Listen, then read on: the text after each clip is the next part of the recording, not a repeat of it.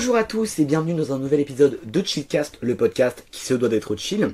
Et aujourd'hui pour ce nouvel épisode, j'ai décidé d'inviter Sohan pour parler de l'éloquence. Donc Sohan, bonjour. Bonjour. Avant que nous commençons donc ce podcast sur l'éloquence et que nous abordons les différents thèmes autour de l'éloquence, donc la force de la parole et des mots, le théâtre, l'acting, les discours et les débats, j'aimerais d'abord que tu te présentes aux auditeurs et que tu dises un peu pourquoi ce thème de l'éloquence, car si je ne me trompe pas, c'est toi qui me l'as proposé, le thème de l'éloquence, Oui. et pourquoi il te plaît et pourquoi il est important pour toi. Alors bonjour, donc je m'appelle Sohan Bourgeois, j'ai 18 ans et je suis actuellement en études de psychologie à Paris, donc dans l'optique de devenir psychologue clinicien et entre autres comédien, acteur. Et c'est un lien après tout, c'est de... Le contact humain. Voilà, le contact humain, la parole, les émotions, etc. Donc l'éloquence, pourquoi j'ai choisi ce thème? Parce que je trouve que parler, en fait, c'est accessible à un grand nombre de personnes. C'est pas comme le sport finalement, où là il faut des aptitudes physiques finalement pour faire du sport. C'est ça, tout à fait. C'est-à-dire que tout le monde peut bien parler, peut développer des compétences d'aisance à l'oral. Grâce au théâtre par exemple. Notamment grâce au théâtre. Et ça pourrait améliorer les relations humaines. Oui, pour mieux parler, etc. C'est vrai que c'est vachement mieux, je pense, de mieux parler que être un peu renfermé sur soi. Le théâtre, par exemple, on en parlera, hein, il y a une grosse partie sur le théâtre qui, du coup, aide à s'exprimer, finalement. Tout à fait. L'introduction est parfaite. Donc, d'abord, j'aimerais que nous parlons, du coup, de la force de la parole et des mots. Parler, par exemple, de comment on estime la force de la parole et des mots, son impact sur les personnes, et si nous gagnons cette force de la parole et des mots, ou pas, plutôt. Alors personnellement, il n'y aurait pas une question de degré de force de parole pour ma part, mais ça serait plutôt sur le fond et la forme, dans le sens où on voit qu'avec différents discours, des actes oraux, il peut y avoir différentes conséquences, positives ou négatives. Oui, bien sûr. Simplement négatives, donc on le voit Le harcèlement. De nos jours, voilà, par exemple avec le harcèlement scolaire, ou encore plein d'autres immondies qui sont faites envers autrui, par exemple le racisme, etc.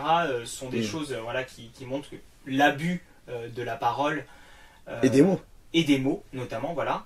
Et donc du coup le poids des mots, voilà, on voit qu'il y a vraiment une importance du poids des mots dans la société, puisqu'il peut impacter également positivement dans le cas de l'écologie, ou encore de la paix, de la guerre, etc. Je pense qu'on peut mettre ça dans la case, par exemple, du discours de Charles de Gaulle pour la Seconde Guerre mondiale, qui a vraiment eu un impact, je pense.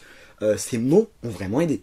Voilà, par exemple, à rassembler. Voilà. Et là on voit encore qu'une fois que les mots, la parole, etc., peut rassembler des gens contre une force, guerre, voilà, contre n'importe quoi, ça peut rassembler. Donc cette parole pour toi, elle peut rassembler des gens. La parole peut rassembler, tout à fait. C'est également le cas pour Gandhi. Gandhi qui, bien évidemment, s'est battu, comme on pourrait dire battu, ça serait un peu oxymorique, s'est battu avec les mots, en fait. Avec aucune arme, il a réussi à accomplir de grandes choses sans faire la guerre. Il prenait la paix. Ce qui est très compliqué, c'est vraiment une tâche, je pense, très très compliquée. Voilà, de sagesse, donc c'est ces personnes-là, bien évidemment, primordiales dans l'histoire, voilà. On a également le rôle du psychologue clinicien, simplement c'est celui qui travaille en clinique, donc qui est au contact du patient, et qui va tenter d'aider, de comprendre... Le problème de la personne. Voilà, le patient.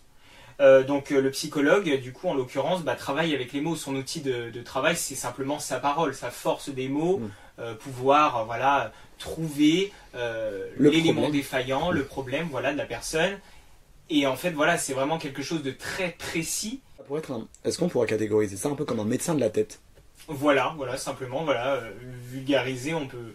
Un médecin de la parole, un médecin des mots. Il essaie de guérir, entre guillemets, parce que le psychologue ne guérit pas, il aide et il accompagne. À la différence du psychiatre qui là donne des médicaments. Donne des médicaments, et bien il peut accompagner les personnes en souffrance psychologique. C'est ça, tout à fait. D'accord, c'est un très bon projet en tout cas de la psychologie, parce que moi aussi j'avais cette optique de devenir psychologue, mais j'avoue, on va dire que la charge de travail et surtout ce nombre d'années d'études, 5 ans, c'est ça? C'est ça. 5 ans d'études, c'est vrai que ça m'a un peu fait peur, entre guillemets. Du coup je me suis dit, bon, encore plus compliqué, être député. Donc mon rêve, ça serait vraiment d'être député, faire l'ENA.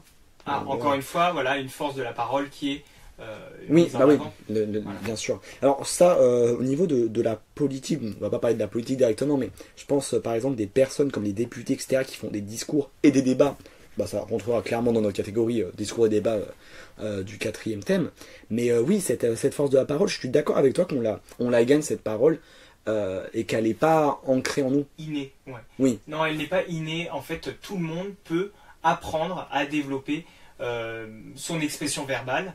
C'est-à-dire que c'est pas quelque chose d'héroïque ou Bien sûr. d'inaccessible, simplement.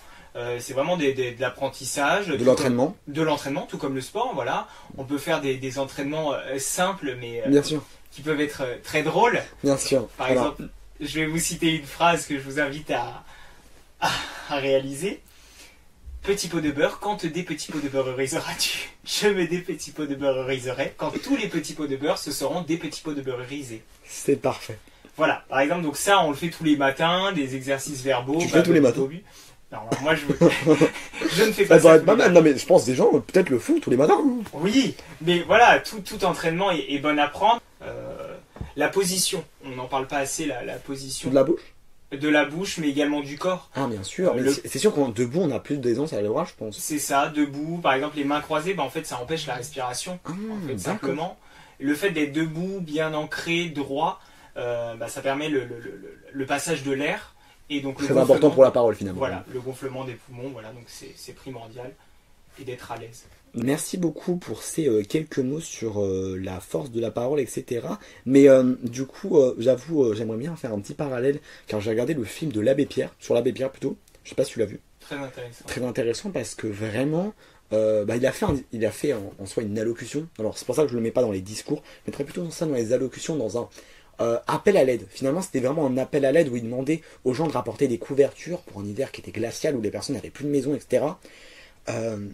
À ton avis, est-ce que tu penses que sans la parole, on n'en serait pas là, par exemple avec le projet d'Emmaüs, qui est maintenant très très démocratisé? Tu penses que du coup, sans cette force de la parole qu'avait l'abbé Pierre, ça serait pas là? Eh bien en fait, tout à fait, moi je pense que la parole, vu que c'est quelque chose qu'on a tous en commun, Oui. en tant qu'hommes, c'est ce qui nous distingue des animaux, Oui.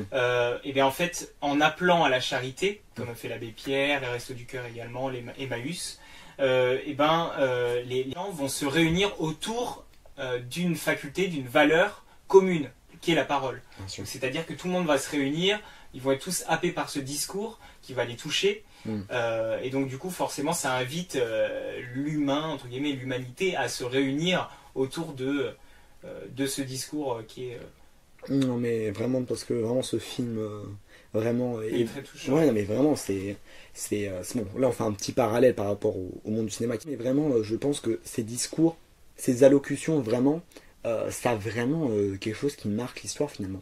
Je pense que c'est ce combat finalement des personnes, je ne sais pas comment on pourrait les catégoriser, même des héros. Moi je les catégoriserais comme des héros, parce que des gens qui se sont battus pas par la force et par les mots, c'est un combat qui est d'autant plus compliqué. Et vraiment, comme tu le disais, Gandhi, etc., mais on pourrait en citer des milliers. Nelson Mandela par exemple. Des personnes qui vraiment ont essayé vraiment de se battre pour la paix. Vraiment, c'est un combat qui est très charitable, je pense, et magnifique finalement. J'ai pas d'autres mots pour en décrire. Hein. C'est pour ça que nous, en tant que nouvelle jeunesse, de l'avenir, on est là également pour reprendre entre guillemets le flambeau. Par exemple, Greta Thunberg qui se bat pour une nouvelle cause qui est l'écologie. Avec le poids des mots, encore une fois impactant. Je me pose la question parce que est-ce que tu penses que tout le monde vraiment pourrait avoir cette force de la parole ou pas? Vraiment tout ce monde. Est-ce que tout le monde peut avoir vraiment cette force de la parole? Pour moi, tout le monde pourrait user de la parole comme de grands. Il n'y en a pas certains qui ont plus de facilité. Si, des facilités, il y en a forcément. Oui, il y a forcément des facilités, tout comme le sport. Voilà, il y a certaines personnes qui ont des aptitudes qui leur permettent d'être beaucoup plus performants, mais avec du travail, de l'entraînement et bien évidemment de la volonté. C'est ça qui est le boost entre guillemets de. Oui, je pense sûr. Mais la volonté, de toute façon, je pense qu'il y a beaucoup de choses, pas forcément que sur la parole, mais je pense que la plupart des combats et la plupart des objectifs, si on met la volonté, je pense que ça peut le faire. La plupart. Certains, malheureusement, on ne peut pas. Par exemple, pas face à la maladie, c'est assez compliqué. Le second thème, du coup, c'est sur le théâtre. Alors, je suis assez content finalement de faire ce thème, car je savais vraiment pas où le mettre, le théâtre, et je voulais vraiment en parler. avec qui que ce soit, parce que je fais du théâtre depuis 7 ans. Toi, t'en faisais depuis combien de temps? Depuis 2018. Et t'en fais encore Et j'en fais toujours actuellement. Voilà. D'accord. Et ça te plaît toujours autant? Toujours, le théâtre, c'est vraiment quelque chose qui allie la parole, la force de la parole, mais également le corps. Et là, ça nous permet d'être vraiment à l'aise.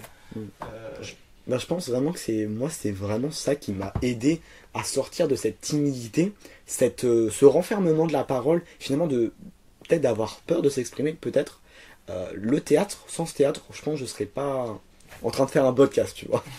Non mais oui, parce que si je me sentais pas à l'aise à l'oral, j'aurais jamais fait un podcast, ça c'est sûr. Comment le théâtre, à ton avis, réussit à incarner des émotions? Parce que c'est une question compliquée, j'avoue, mais est-ce que tu aurais des mots pour répondre à cela? Alors, ce qui est hyper intéressant dans le théâtre, c'est que même le théâtre muet, prenons l'exemple du théâtre muet par exemple, où c'est uniquement le corps là, voilà, qui parle. On peut faire du théâtre muet avec un panel large d'émotions. On l'a déjà fait. Mais c'est un exercice qu'on fait beaucoup au théâtre d'ailleurs. Voilà, c'est ça. Et en fait, on arrive à faire transparaître diverses émotions, parce que la manière dont on positionne notre corps, dont on se mouvoie. Les formes aussi du visage, les formes du visage, non. Comment on positionne, par exemple, son sourcil, ses yeux, etc. Oui, les formes du visage, le regard, ça. Etc. Je pense aussi ça peut jouer. Mais les mots, finalement, par exemple, j'imagine que tu as fait beaucoup de spectacles de théâtre. Comment toi, si tu devais donner même des conseils aux auditeurs, comment toi tu arrives à retranscrire des émotions? Alors, comment j'arrive à retranscrire des émotions? Alors, en fait, c'est en fonction du spectacle. Et du personnage. Et du personnage, bien évidemment. Et également du public. Par exemple, si on est sur une scène et on joue un spectacle comique, un personnage comique, le rire des spectateurs va nous booster, entre guillemets. Va nous encourager à faire encore plus, encore plus marrant, encore plus drôle, encore plus exagéré. Voilà. Alors que si de la dramaturgie, là il faut... Là c'est pas pour faire rire. Hein. Là c'est pas pour faire rire, bien évidemment, oui. Mais là il y a cette volonté vraiment d'appuyer sur les émotions, de laisser les silences, les blancs, ça c'est vraiment très important. Quand on prend la parole en public, on a toujours peur des blancs. C'est pour ça qu'on essaie de combler en faisant des types de paroles. Par exemple, les en fait. Donc, du coup. Voilà. Alors, vraiment, si je le fais souvent dans le podcast, c'est exactement pour cette raison. Je le dis, là, j'avoue, finalement, que si vous entendez beaucoup du coup, etc., c'est que je réfléchis dans ma tête à d'autres mots. Voilà, mais c'est ça. Mais c'est pour ça, on a toujours cette peur de prendre la parole, parce que c'est quelque chose de compliqué. De compliqué, voilà, on va pas se le cacher, hein, quand on est devant un public. Et que tout le monde a les yeux rivés sur nous, toutes les oreilles, voilà, toute l'attention est sur nous. Et ben on a toujours peur du blanc, du silence, parce qu'on se dit bah mince, je perds mes moyens, les gens vont penser que je maîtrise pas le sujet. Bien sûr, alors que finalement des fois c'est totalement l'inverse. Voilà, c'est tout à fait l'inverse. C'est pour ça que le théâtre vraiment, je pense que par exemple le fait de se produire par exemple pour un spectacle, bon, je pense qu'on a fait 150 personnes, je pense au maximum devant nous. Pour regarder, franchement, ça nous aide aussi. De se dire qu'on voit, on les voit pas forcément ces 250 personnes, mais on a l'idée dans la tête qui se dit, il y a 250 personnes qui me regardent. Donc tu as un certain stress. Mais quand tu l'as fait une fois, tu peux le refaire tout le temps. Alors, est-ce que, je sais pas, t'as déjà joué devant plus de 250 personnes? 1000 personnes? 250, oui, c'est déjà 250 oui. Mais est-ce que tu trouvais, il y avait vraiment une différence entre je sais pas, on va dire une centaine de personnes et 250? Alors, en fait, moi, personnellement, non. Tu la vois pas. Voilà, j'ai fait un spectacle ambulant, c'est-à-dire qu'il y avait des milliers de personnes qui passaient. C'est-à-dire, ils passent, et en fait, ils regardent la scène, et ensuite, nous, on l'enchaîne en boucle, etc. Ah, d'accord. Ambulant. Donc, j'ai fait plusieurs choses comme ça. Donc, il y a plus de 1000 personnes, et en fait, à chaque fois, c'est des visages différents qui nous regardent. Et on n'a pas cette impression de masse, de jugement. Parce que, en fait, les gens viennent au théâtre pour voir du spectacle. Et en fait, ça qui est important, c'est que il faut être convaincu de ce qu'on fait. Oui, c'est-à-dire, si on part avec le doute, voilà, si on part avec le doute, là forcément on va se dire mais là on va me juger. Parce qu'on se juge soi-même en fait au départ. Parce qu'on se dit en fait c'est un peu nul ce que je fais. Mais comment à ton avis les gens qui veulent pouvoir essayer de jouer bien, de jouer des émotions qui sont des fois très compliquées, je crois par exemple à la tristesse qui peut être très compliquée. Oui. Comment toi tu donnes, est-ce que tu as des conseils toi pour t'aider? Alors moi un conseil, alors moi personnellement je pense pas à un événement tragique dans ma vie. Moi ça ne me déclenche pas d'émotions.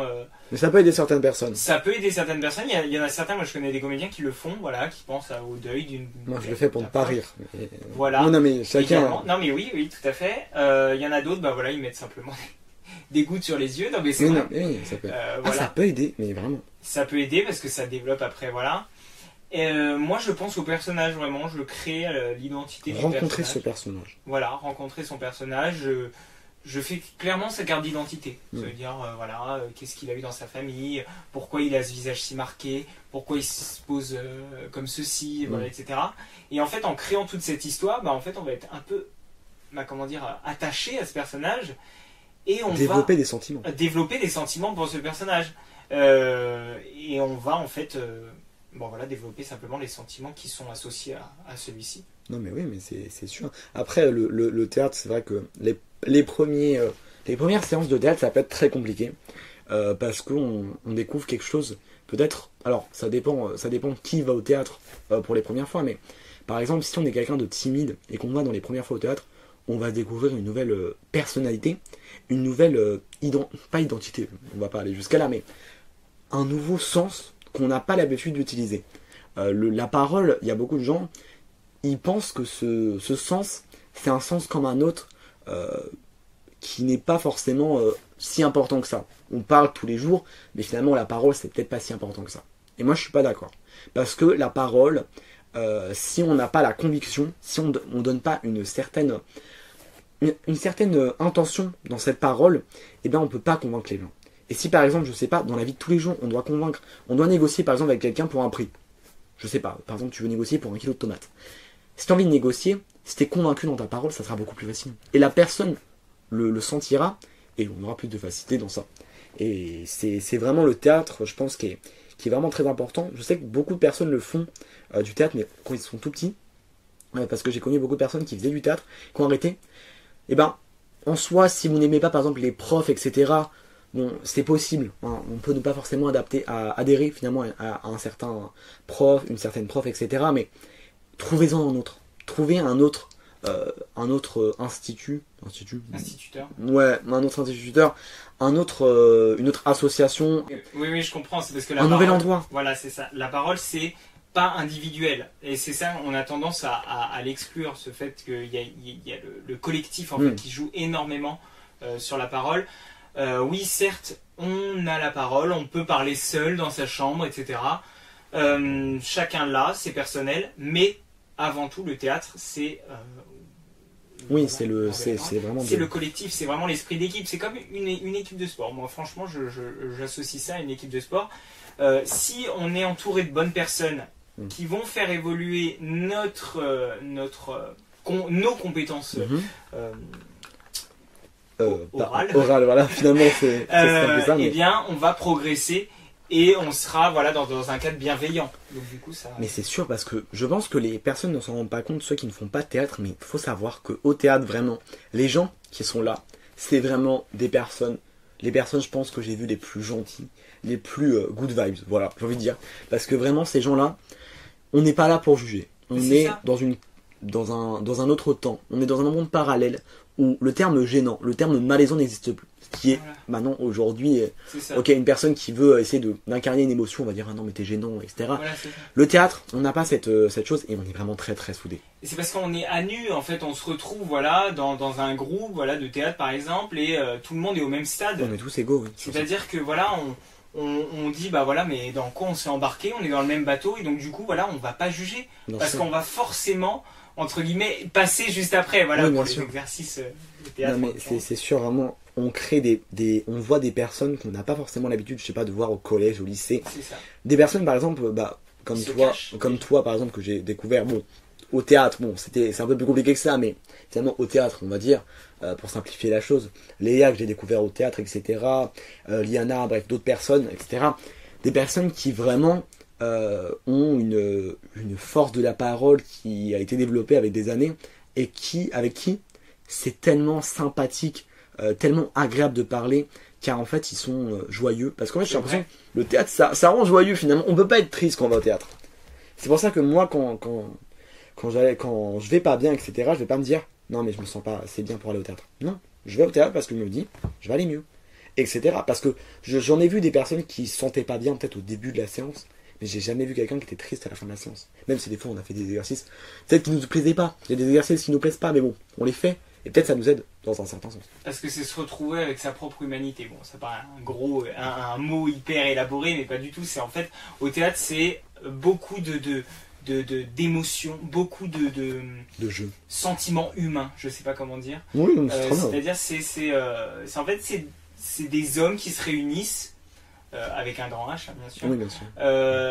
Et qui partagent quelque chose. Voilà, c'est vraiment un don. Enfin, je sais pas, c'est des émotions qui donnent comme ça des sensations, des sentiments offerts et dont on s'enrichit. En fait, moi je vois vraiment ça comme ça le théâtre. Non mais j'avoue que le théâtre. Les notes d'exposé où j'ai 17, etc. Je pense que sans le théâtre, je serais pas là. Hein. Même si des fois, je ne connais pas forcément bien le sujet, on va dire que la parole, des fois, les profs, ils me disent, mais moi, j'ai bien aimé ta parole, donc je te mets 14, alors que je connaissais rien au sujet, j'ai vraiment lu. Mais non, mais je trouve que vraiment, le théâtre, ça aide sur plein de choses. Et que vraiment, moi, j'encourage tout le monde à faire du théâtre. Peu importe l'âge que vous avez, finalement. Peu importe l'âge, allez au théâtre. Il y a des groupes pour tous les âges. Tous les âges, je pense qu'il y en a même pour les seniors, je pense qu'il y en a. Les adultes, les adolescents, les enfants, etc. Il y en a pour tous les âges. Moi j'ai commencé en CM1, toi t'avais quel âge en 2018 ? Oh 2018 ça remonte, je sais plus. Oh là là. T'étais au lycée ? Collège ? Ouais, collège. Ouais, collège. Ouais. Ouais, mais tu vois, t'as commencé finalement assez tôt par rapport à certaines personnes. Et finalement, est-ce que ça change la chose ? Pas forcément. Là, alors, ce qui peut peut-être penser qui peut être assez compliqué au début, c'est que souvent quand on intègre un groupe de théâtre, ce groupe-là est déjà bien ancré et que la plupart des personnes font du théâtre ensemble depuis 20 ans finalement. Oui, mais le théâtre, c'est ça qui est bien, c'est que on s'intègre. On s'intègre très rapidement. Bien sûr. Très rapidement, il y a vraiment cette cohésion, cette et on rejette pas les autres. On rejette pas les autres. Jamais. Enfin moi en tout cas de mon expérience, on ne s'avance pas trop, mais la plupart des. Voilà. On n'a jamais rushé, j'ai jamais été rejeté, c'est toujours ouvert à bras ouverts. Accueilli à bras ouverts. C'est mieux. Mais voilà, enfin c'est une expérience que je souhaite à tout le monde. Je pense qu'on la souhaite à tout le monde. Tout à fait. Aller au théâtre, voilà. Je pense qu'on peut résumer. Faites du théâtre. Voilà, le résumé du deuxième thème, faites du théâtre. Voilà, c'est ça le thème final. C'est ça le résumé. Et vraiment, ce qu'on doit retenir du théâtre, c'est faites du théâtre. Je pense qu'on a bien parlé du théâtre, à part si tu avais certaines, je pense par exemple à certaines pièces de théâtre. Les pièces de Wajdi Mouawad, Incendie, donc ça s'appelle Incendie. Cette pièce m'a vraiment bouleversé. C'est sur quoi ? En fait, c'est compliqué l'histoire. J'essaie de le résumer en quelques mots, mais. En fait, c'est un frère et une sœur qui retrouvent un livre de leur mère qui est décédée. Et en fait, ils apprennent toute une histoire sur sa mère, etc. Qui a plein de secrets de famille. Et en fait, il y a des retours dans le passé, il y a des introspections, des rétrospections de personnages, etc. Et c'est absolument sublime. Ça me fait penser à un autre truc, ça me fait penser aux désastreuses aventures des orphelins. Baudelaire, non mais je sais pas pourquoi ça me fait penser à ça. Oui, en l'occurrence oui. Mais là, vraiment, c'est très poignant, ça, c'est vraiment... c'est violent, ça parle de viol, de violence conjugale. Tu les catégoriserais comment en thème, ce thème, enfin, on va dire, tu mettrais dans quelle catégorie ? Dramaturgie Oui, dramaturgie. Et franchement, c'est vraiment un auteur que j'apprécie énormément. Ça laisse au spectateur un panel d'émotions. Ah, bah bien sûr. Moi, j'aimerais bien prendre un exemple, par exemple, de Roméo et Juliette. Cette pièce de théâtre, j'aime beaucoup parce que, on peut la catégoriser de dramatique, qui allie beaucoup d'émotions.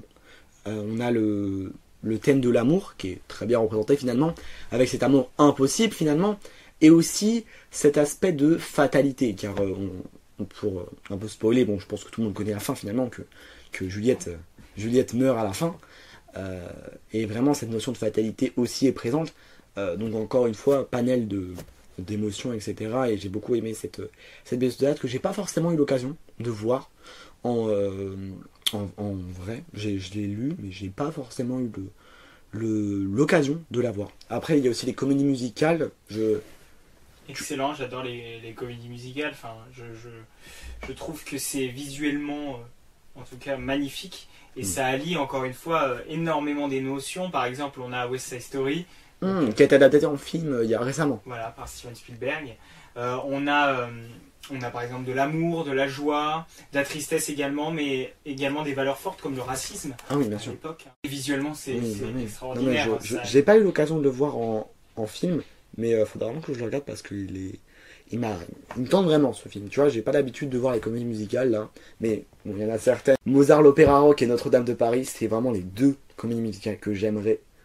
Je donnerais tout pour les voir. Parce que vraiment, ces comédies musicales, les chansons qui sont interprétées, c'est magnifique. Quand je vois des musiques comme les Sans-Papiers, le Temps des Cathédrales, Belle, etc., des musiques fortes qui incarnent des émotions magnifiques, j'ai envie de voir ces gens qui chantent très bien, cette incarnation d'émotions, cet enchaînement de malheur, finalement aussi. Voilà, et pour Mozart, l'Opéra Rock, c'est vraiment les musiques qui m'ont touché. Et donc dans la lignée, on a également des pièces de théâtre, on a les huis clos. Les huis clos, c'est très intéressant. En fait, c'est quand tout se passe dans une même pièce et pendant un temps. Par exemple, on a Le Prénom qui a été adapté en film. Oh, le prénom. Ça parle d'un prénom. Waouh. C'est assez. Voilà, donc en fait c'est vraiment là l'art de la parole est à son paroxysme. Là, il y a vraiment des va-et-vient, des interactions, des disputes. Il y a de la joie, de la colère, du drame. C'est très riche. Voilà, c'est très riche parce que en fait, dans un huis clos, on se doit de dynamiser les dialogues. Parce que sinon, c'est un peu compliqué. Sinon, voilà, c'est mou, hein, on va pas se le cacher. On a La Journée de la Jupe également, qui est une pièce de théâtre adaptée en film également, qui est une excellente pièce de théâtre, un très bon film également, qui parle de valeurs fortes, hein, encore une fois, le port de la jupe chez les professeurs. Enfin voilà, plein de choses. Magnifique. J'ai pas d'autres mots. Magnifique. Très bien. Merci beaucoup pour ce deuxième thème sur le théâtre, qui était vraiment, je pense, un thème qu'on forcément on n'aurait pas l'habitude de voir dans un podcast sur l'éloquence, mais que je voulais vraiment aborder. Le troisième thème, donc, sur l'acting. Alors, je vais expliquer un peu pourquoi j'ai voulu faire ce thème-là. Parce que, quand je t'ai connu, j'ai remarqué que t'avais un acting de malade. Vraiment, je vais pas le cacher. Cette incarnation de ce personnage qui est assez un peu malade, on va dire, un peu fou, tu l'as extrêmement bien joué. C'est les mots, etc. De tourner un peu, pas forcément tourner au ridicule, mais tourner à une personne qu'on pourrait voir dans la vraie vie. Et un peu en fait, on se reconnaît on reconnaît une personne un peu dans ça, je trouve. Et c'est vraiment pour ça que j'ai voulu faire un thème sur l'acting. Donc là, c'était sur nos idées sur le cinéma et comment certains acteurs arrivent à jouer certains personnages. Et du coup, même question que pour le pouvoir de la parole, est-ce que tout le monde peut avoir un bon acting ou pas? Donc, qu'est-ce que tu penses des acteurs dans le cinéma? Alors, les acteurs dans le cinéma, il y en a plein, il y en a vraiment plein. Tu peux en citer, si tu veux, que t'aimes beaucoup. Que j'adore, on a Leonardo DiCaprio, par exemple. Un classique, finalement. Pierre Ninet, par exemple, qu'on a vu dans des rôles dramatiques. La Boîte Noire. L'Aube, La Boîte Noire, Yves Saint-Laurent également. 20 ans d'écart. Également dans des films comiques, donc en fait, il a un panel d'émotions. Le flambeau et la flamme. Fiasco également. Qui vient juste de sortir. Mais voilà. Le flambeau et la flamme, c'est un chef-d'œuvre, finalement. Voilà, donc ça redore un peu l'image des films français. Oui, qui était, on va dire, à l'époque assez... maintenant, assez limite, hein, je veux dire. Parce que quand on regarde qu'est-ce qu'on a fait au bon Dieu, avec Christian Clavier et des blagues qui... La Tour Montparnasse, par exemple, plein de films comme ça qui, on va dire que maintenant, vu qu'on a une certaine conscience, on va dire, sur certains films, comme Qu'est-ce qu'on a fait au bon Dieu, qui tournent certaines origines au ridicule, bon, à cette époque finalement, on n'était pas à se dire d'autres, plutôt. Bon, Alors beaucoup plus lointain, là, on va me prendre pour quelqu'un de vieux. Louis de Funès. J'étais sûr, voilà. Qui est mon acteur, je pense, favori. J'ai jamais regardé une seule. Attends, j'en ai une avec Coluche, parce que j'ai fait un exposé sur Coluche. L'aile et la cuisse. Excellent ce film. Mais je pense qu'en fait, voilà, c'est un prodige pour moi du cinéma français. Du comique. Et il n'y en aura pas d'autres comme lui personnellement. Bien sûr. Ah oui, personnellement, je dis, c'est une personne qui a réussi à excellemment bien intégrer le théâtre dans le cinéma. Ah bah bien sûr, mais pour moi c'est un comédien, mais un comédien hors pair, mais qui a réussi à faire quelque chose qui est très complexe. En fait, c'est le théâtre dans le cinéma. Et il y a eu une période où ça a marché. Maintenant, lorsqu'on fait du théâtre dans le cinéma, bah voilà, c'est cette impression de mal jouer, d'exagération, etc. Alors que vraiment à cette époque-là, c'était vraiment du burlesque. Peut-être que le mouvement, en fait, également collait avec le personnage. Le personnage, voilà, tout à fait. Ouais, mais Louis de Funès, d'ailleurs, s'il ne me trompe pas, il devait faire un rôle dramatique, mais malheureusement, il est décédé avant. Mais ouais, Louis de Funès, c'est vrai que c'est ma très bon acteur. Comme Coluche aussi, moi j'ai. Coluche également. Coluche, bon, humoriste, etc. Mais bon, on va pas revenir sur le thème de la générosité. Bon, on va y revenir, mais vraiment, ce Coluche, on va dire que vraiment c'est une personne qui a vraiment impacté nos vies, même de tous les jours.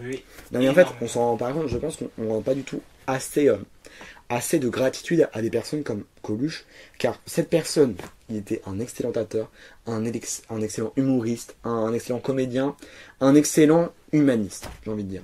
Et il aurait voulu être politique. Oui, voilà. Il s'est présenté. Il s'est présenté. Je ne sais pas si il a eu les 500 signatures. Je ne suis pas sûr. Pas sûr pour ce propos. Et sinon, d'autres acteurs finalement comme Zendaya, qui est un peu en hype en ce moment. Tu connais. Je veux dire, tu connais pas. Bah non, mais si, tu connais. Non, Zendaya, j'aime beaucoup. On a Marion Cotillard.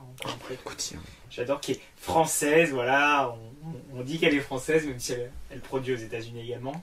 Oui, avec Batman. Alors, on a un peu on va se passer de la mort de Batman. Oui, alors oui, voilà, c'est justement ça le problème avec Marion Cotillard, c'est qu'on ne peut pas à chaque fois ramener ça. Bon, elle a très bien joué, par exemple, je pense par exemple à Astérix et l'Empire du Milieu. Enfin bref, tous les Astérix finalement où elle a joué Cléopâtre, elle jouait très bien. Alors pour moi, l'Empire du Milieu, c'est pas une référence du tout. Je trouve que ça a sacrifié carrément la franchise Astérix. Là on assume nos idées. Là c'est le clash. Non, pour moi, le meilleur Astérix, c'était Mission Cléopâtre. Oui, bien sûr. Non, mais bien sûr, avec l'énorme tirade de Édouard Baird. Voilà. Excellent comédien au théâtre. Avant tout, des rencontres. Des gens qui m'ont tendu la main. Je pense pas qu'il y a de bonnes ou de mauvaises situations. Tu la connais par cœur? Non, pas par cœur. Ah, je me disais peut-être tu la connais jusque là. Uniquement ces deux phrases. Mais je crois qu'à un moment il dit je ne suis qu'amour. Je crois qu'il dit ça à un moment. Oui, voilà. Mais après en acteur français que j'aime beaucoup. Après on peut aller dans les un peu plus vieux. Charlotte Gainsbourg. Excellente. Ouais. Danny Boone. J'aime beaucoup. Ouais. En fait moi je trouve qu'il joue extrêmement bien. Pareil, Cadmerade, oui. Effectivement, j'aime beaucoup. Moi, j'aime beaucoup. Après, bon, voilà, on me traite de vieux souvent, mais tous les acteurs de Papy fait de la résistance, qui est d'ailleurs mon film préféré. D'accord. Mon film français préféré. C'est un très vieux film. Quelle année? Alors, très vieux film. Il va sortir en 1800, là. De l'époque de... médiévale. De l'époque médiévale. De l'époque de Jean Carmet, de Michel Galabru. J'en ai aucun, là, je suis perdu. De la troupe du Splendide, Christian Clavier, Thierry Lhermitte, etc. Thierry Lhermitte, très bon acteur. Donc ils ont joué là-dedans. Et je trouve que ce film est un méli-mélo d'acteurs iconiques. Il y a vraiment une très grande... Un grand panel de bons acteurs, finalement. Voilà. Et est-ce que du coup, parce que là on a parlé un peu plus des acteurs finalement de ce métier sublime finalement, est-ce que tu trouves que l'acting, on le gagne ou pas? Parce que je l'ai dit, cette discussion, je l'ai eue avec certaines personnes et on m'a dit que même avec beaucoup de travail, tu ne pourras pas avoir si tu n'as pas cet acquis de acting, tu n'arriveras pas. Personnellement, j'ai pas la réponse exacte, mais je pense qu'avec toujours une fois, c'est une question de volonté, d'envie, de justesse également. Je pense qu'il y a une question de justesse. Après, moi, je parle, mais bon, j'ai pas fait non plus de manière très médiocre. Mais je veux dire, c'est vraiment une question de justesse. C'est l'objectif est de se rapprocher vraiment du plus vrai. Et c'est très compliqué en fait de jouer vrai. Quand on part au cinéma ou au théâtre, on est toujours dans cette idée d'incarner quelqu'un d'autre et en fait on met à part totalement notre personnalité en fait d'origine. Mais en fait, il faudrait peut-être plus se rapprocher de notre personnalité et de créer des dérivations sur notre personnalité pour jouer vrai. Mais c'est compliqué parce que c'est souvent des situations dans lesquelles on a pas forcément tout le temps à faire.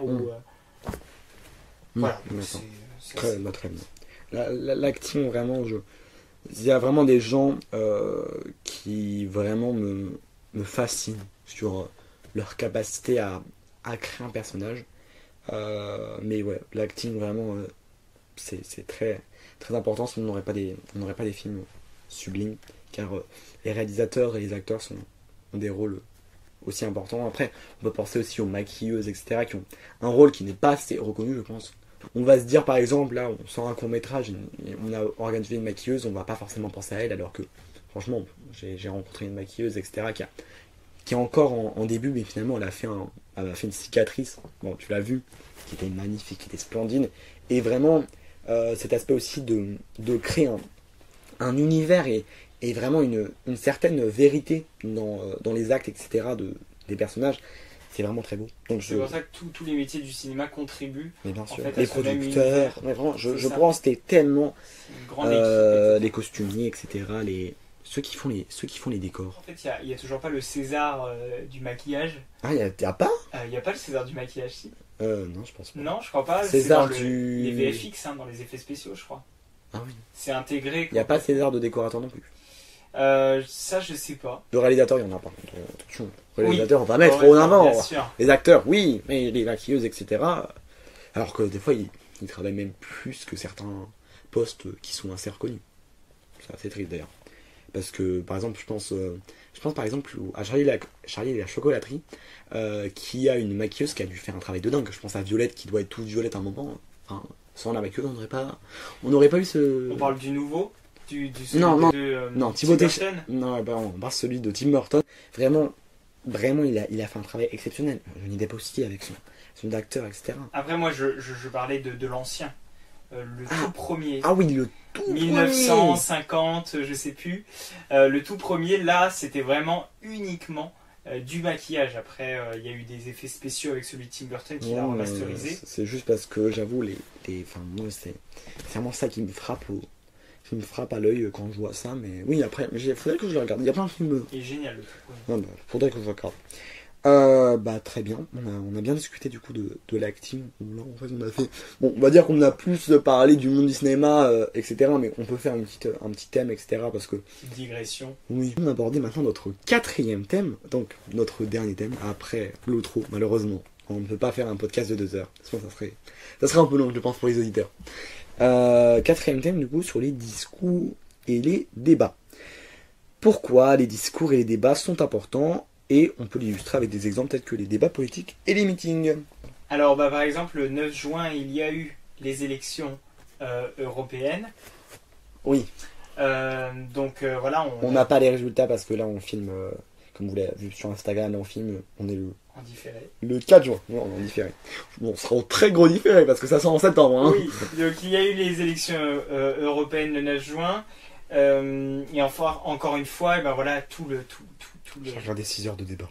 Voilà, tous les débats politiques, toutes les campagnes, toutes les vidéos promotionnelles. Qu'est-ce que t'en penses? Alors, qu'est-ce que j'en pense? Alors, je parle pas vraiment de l'aspect politique. Je te parle vraiment.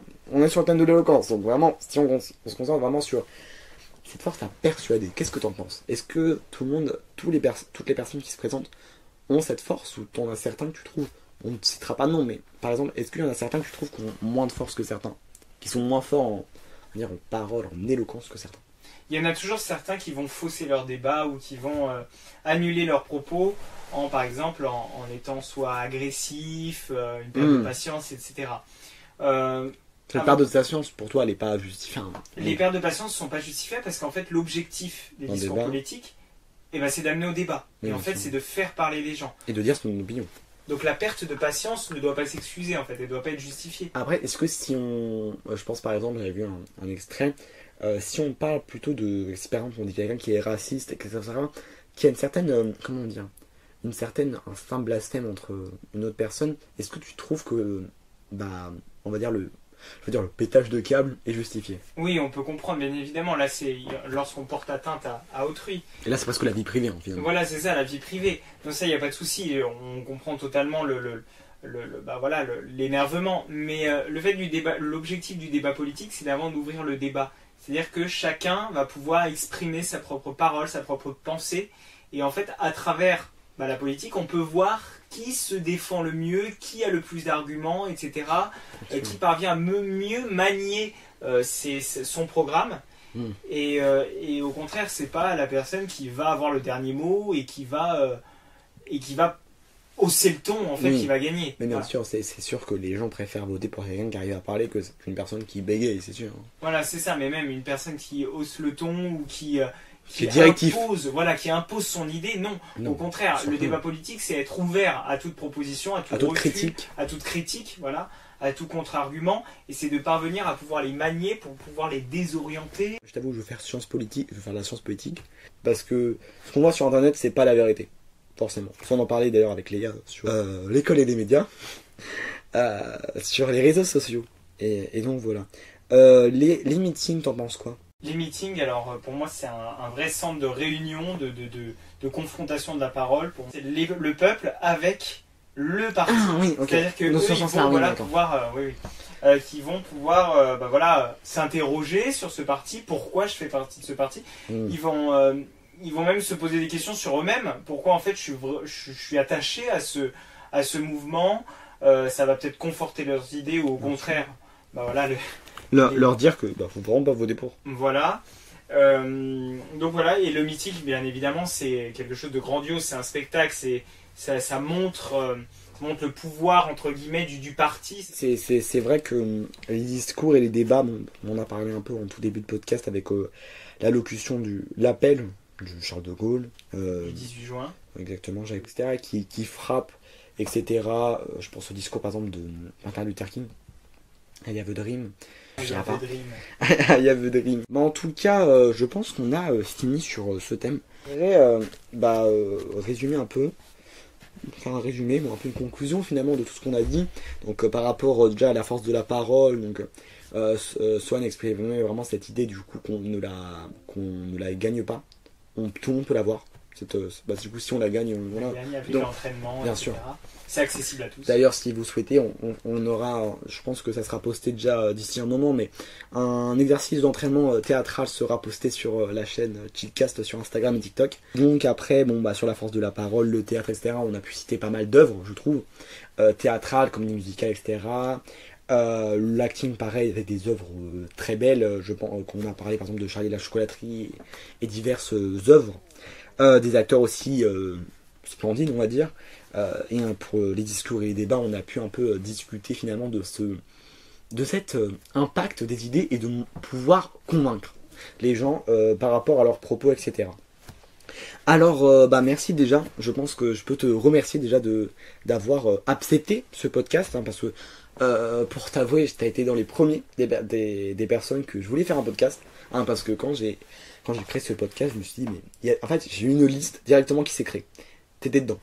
Parce que vraiment, ce thème de l'éloquence, et même c'était pas forcément le thème de l'éloquence, mais je savais qu'il y avait un thème qui aurait pu coller avec toi.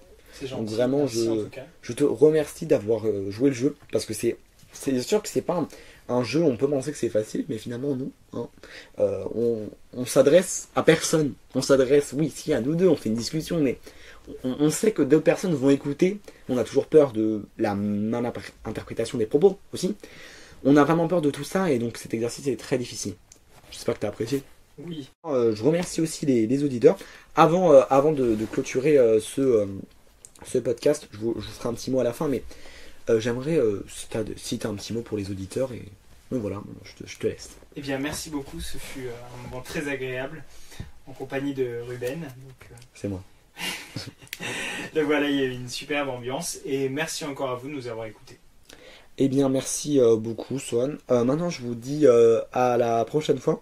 Je vous avoue que je n'ai pas du tout de regard de quand sera le prochain podcast, en tout cas, car là, on le filme assez tôt par rapport à sa date de sortie. Là, pour vous dire, on est en juin, il sortira en septembre, oui. Parce que des dates qui ne sont pas...